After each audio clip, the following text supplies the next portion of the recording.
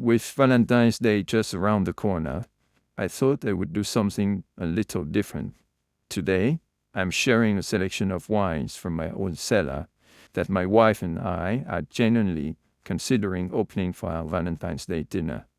For this kind of evening, we are not looking for the biggest or most powerful wines. We usually favor bottles that combine charm, finesse, and complexity, wines that feel special, elegant, and memorable, and that add something extra to an already meaningful night. These are the bottles that we would choose from this year.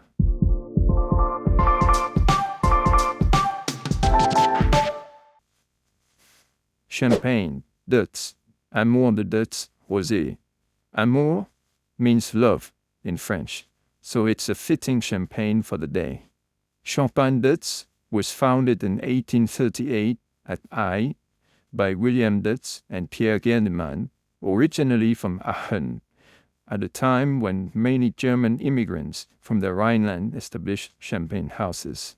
In 1993, it was acquired by the Rosé family, owners of Louis Roederer. I bought this 2009 at $145 in 2020. It's now at $180. This is a beautiful balance of energy and elegance.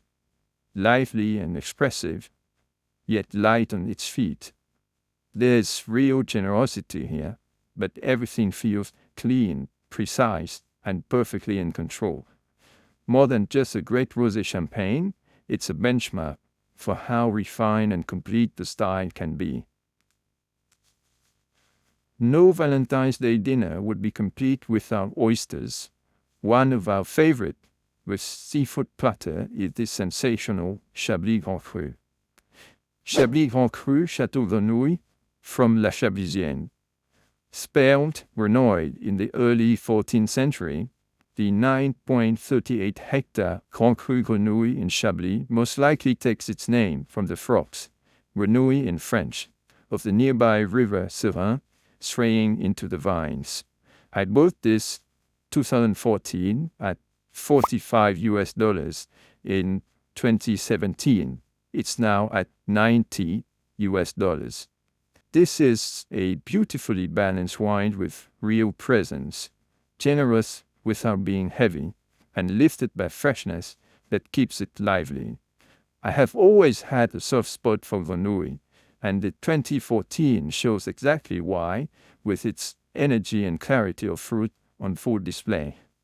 Our choice for the red would be either this iconic Bordeaux with a heart on its label, or a Burgundy from Premier Cru Les Amoureuses, the lovers in French. Saint-Estèphe, Château, Calon, Ségur.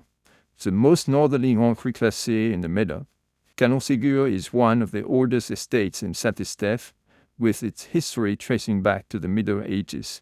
The heart on the label is a reference to the 18th century owner, Nicolas Alexandre, Marquis de Ségur, also known as the Prince of Wines, who famously declared, "I make wine at Lafite and Latour, but my heart belongs to Calon." I bought this 2009 at $95 in 2011. It's now at $200. At 18 years old, this wine is a real surprise, still full of life and energy. It's rich and expressive, yet balanced with freshness and depth, with pure fruits carrying everything effortlessly. It feels powerful, but never heavy, and shows just how well this wine has aged. Chambolle-Musigny, Premier Cru des Amoureuses, Domaine Robert Groffier. Lying just below Grand Cru Musigny, Les Amoureuses, the lovers in French, is a 5.4 hectare vineyard that stands supreme among Chambolle's Premier Cru.